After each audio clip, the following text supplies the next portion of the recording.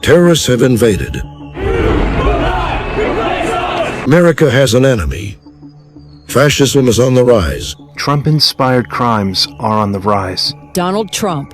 There's signs branding him a divider, even a threat to America. Justice must be served. The American people are not safe. The people of America need to be protected. For years, accused of fanning the fires of hatred. When you bash immigrants, when you bash refugees, when you say we want to put up a wall, when you say we want to ban all Muslims, it's not responsible for it, but it does cause this cauldron. This is political true crime.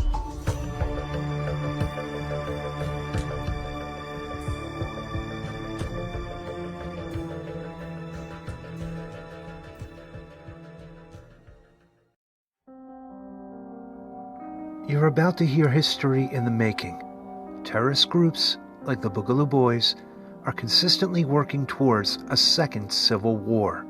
We must inform and stop this evil group of people. We're going to tell you why the group is dangerous and why we need to take precautions in dealing with the group. America's already a dangerous place without them. They are dangerous, radicalized right-wingers with an agenda to create mass chaos, ultimately leading to their desired second civil war. These are terrorists, and they won't stop until there's a war. They are armed, they are dangerous, and they're making America's war grounds their desired outcome. A riot is the language of the unheard. Martin Luther King Jr. said those words. The Boogaloo movement has been taking advantage of these riots, using them for their civil war agenda. They're just looking for opportunities to create chaos. Lisa Waldner is an associate dean and professor at the University of St. Thomas who studies extremist and militia groups in the U.S. She says the Boogaloo Boys' mission is to incite a second civil war, and the current climate across the country is a new opportunity. Specifically, the potential armed protests the FBI is warning could happen at all 50 state capitals. Boogaloo Boys, a group of government and law enforcement hating armed people, have been showing up at protests and demonstrations across the country, including Minnesota. Right now, the police are blocking off every entrance they can to downtown Minneapolis, trying to isolate the protesters there. This is Benjamin Teeter from North Carolina, one of two men now charged in federal court with conspiring to help a foreign terrorist organization. Teeter posted videos, photos, and messages from the looting that happened in downtown Minneapolis in August. We need to get the word out and make sure that every mujahideen in the area knows what's going on so that they can respond appropriately to this situation. The FBI, according to the criminal complaint, had been tracking Teeter and co-defendant Michael Solomon from New Brighton since late May during the unrest that followed the death of George Floyd. When Solomon gave an in-depth interview about the Boogaloo Boys to the Star Tribune in July, posing with a gun, the FBI already had recorded him and Teeter talking about possibly shooting officers and blowing up a historic county courthouse in northern Minnesota with dynamite, according to the criminal complaint. It's a movement that first and foremost is anti-government. Jason Blazakis is a professor and researcher who studies terrorism and extremism, including the Boogaloo movement. They, from my perspective, are the most threatening of the movements that exist right now. They want to create chaos. They are anti-government, and that chaos would lead to some kind of civil war. Blazakis sees the Minnesota case as a turning point of how far Boogaloo Boys are willing to go. A radical group suspected to be spotted at protests nationwide within the last week could be in Columbia.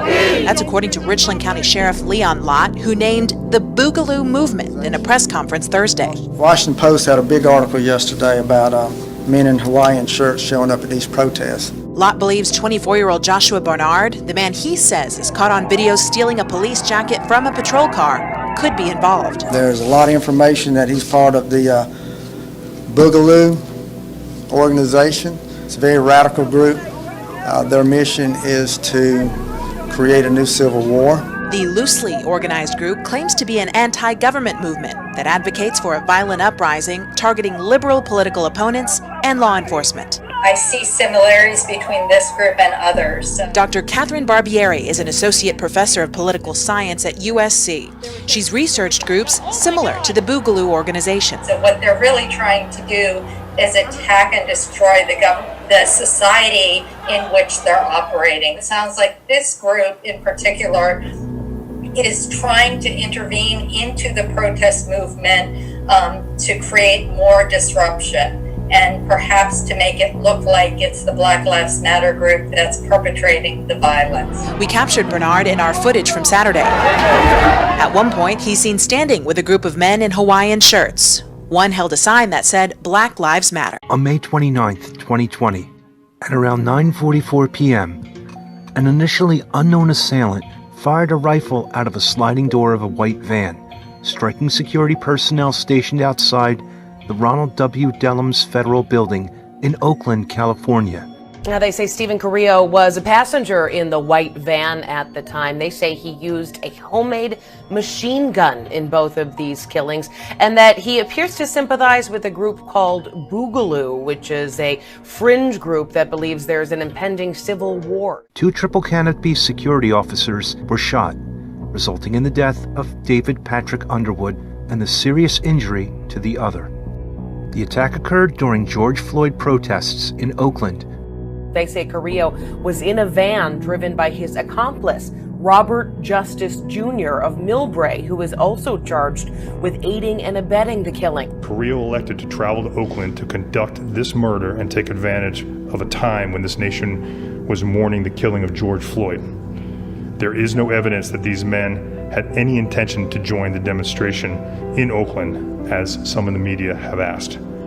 They came to Oakland to kill cops. And when Santa Cruz County Sheriff's officers went to serve a search warrant on June 6th, that's when they say Carrillo shot and killed Sergeant Damon Gutzwiller. The federal attorney says Carrillo used the same firearm in both killings, a machine gun made from untraceable parts known as a ghost gun with a silencer on its barrel. During his attempted getaway from that Ben Lomond shooting, they say Carrillo wrote words on a vehicle in his own blood. And the FBI says those words, as well as a patch he wore with a modified American flag, indicates that he is part of that Boogaloo movement. Santa Cruz police snipers were on the roof, and the front drop-off area at the courthouse was blocked by police vehicles. Inside, the defendant, Air Force Sergeant Stephen Carrillo, appeared only on video screens. He's being held in the Monterey County Jail for his own safety. This is an individual, as I said, who ambushed and murdered Sergeant Gutzwiller.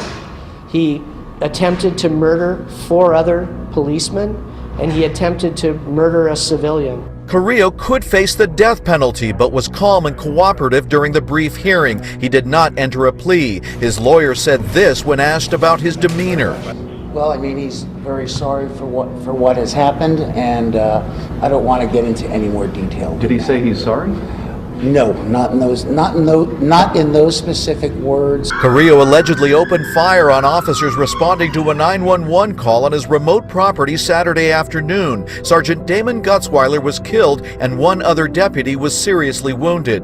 It was civilians who captured Carrillo, who was allegedly trying to steal a getaway car after the shootout. Carrillo was an active duty Air Force sergeant stationed at Travis Air Force Base and served in Iraq, Afghanistan, and Syria. He has suffered extreme personal loss, family loss in the last several years, and he has also suffered a traumatic brain injury in the past. The Mercury News reported Carrillo could be tied to the killing of a federal security guard in Oakland on May 29th, and that he scrawled messages in blood on a car including Boog, which could be short for Boogaloo, an anti-government extremist movement. We are going to be looking into his connections, if any, to other groups. 33-year-old Stephen Carrillo entered San Francisco federal court in an orange jail jumpsuit, shackled at the hands and feet, and faced more than a dozen friends and family of the man he now admits killing in May 2020, Pat Underwood, security officer at the Oakland Federal Building. What do you want people to know about your brother? My brother was amazing. My brother, such a humble man, and he helped so many different people that he never talked about. You know, he's just one of those people that just always did the right thing. After Underwood's sister read a statement to the court calling Carrillo a domestic terrorist, he described how he planned the attack, how he networked on Facebook and found a driver, and how he used a George Floyd protest that night as cover. He opened the side door on this white van and fired 19 shots with a homemade automatic rifle, a ghost gun, killing Underwood and injuring his partner. Two of Underwood's relatives rushed from the courtroom in tears as Carrillo spoke. So the idea of him not living when he should be is excruciating and is extremely painful.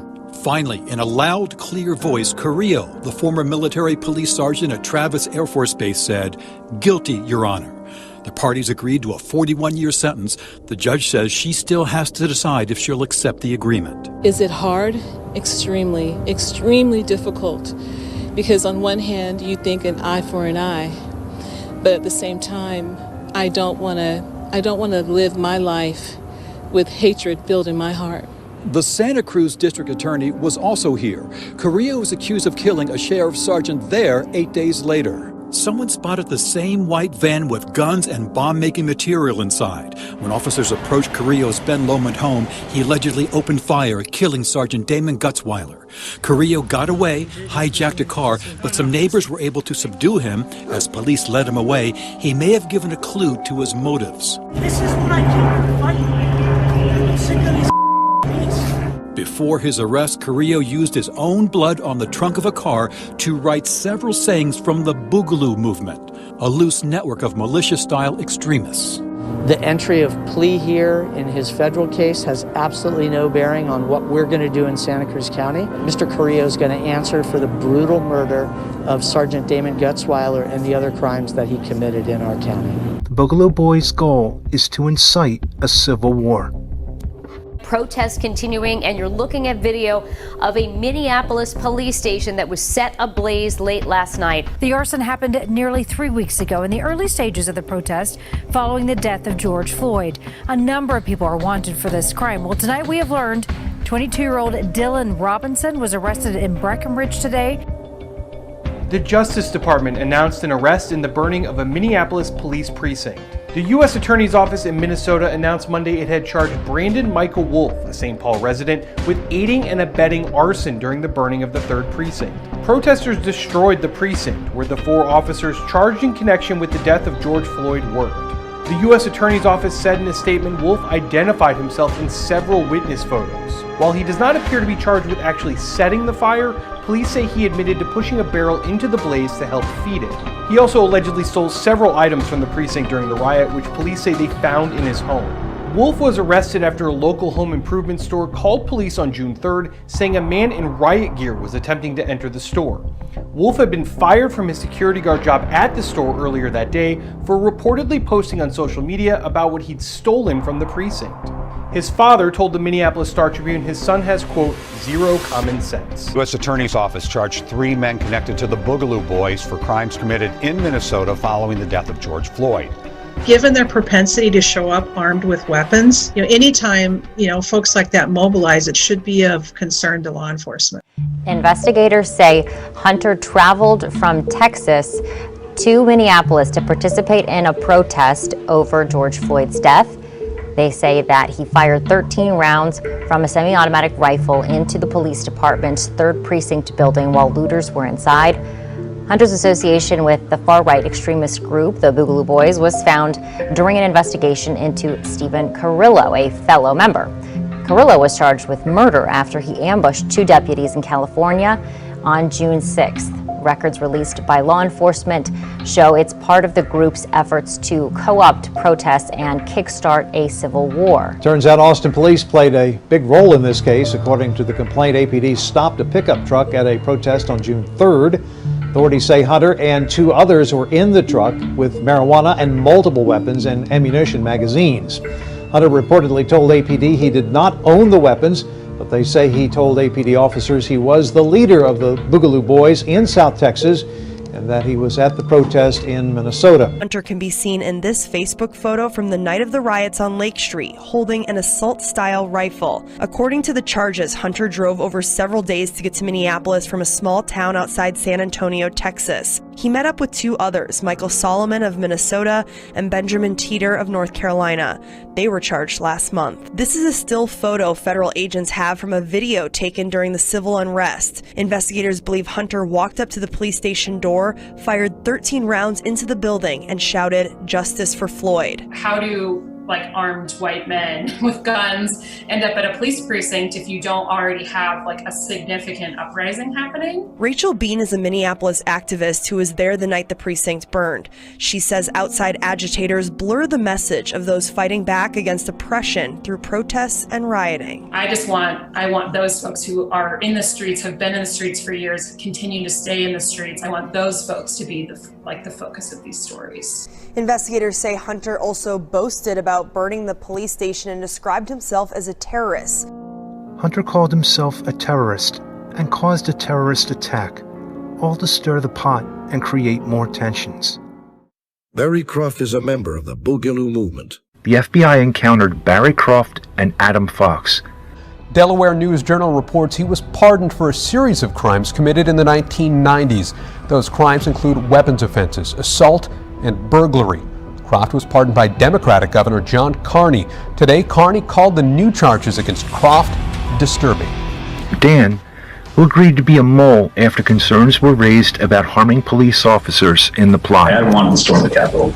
Did they indicate how he was going to do it? Just take 200 guys, go up in there, take hostages, tell them lies, and execute the governor. Croft is allegedly heard describing that God has granted him permission to violate his commandments.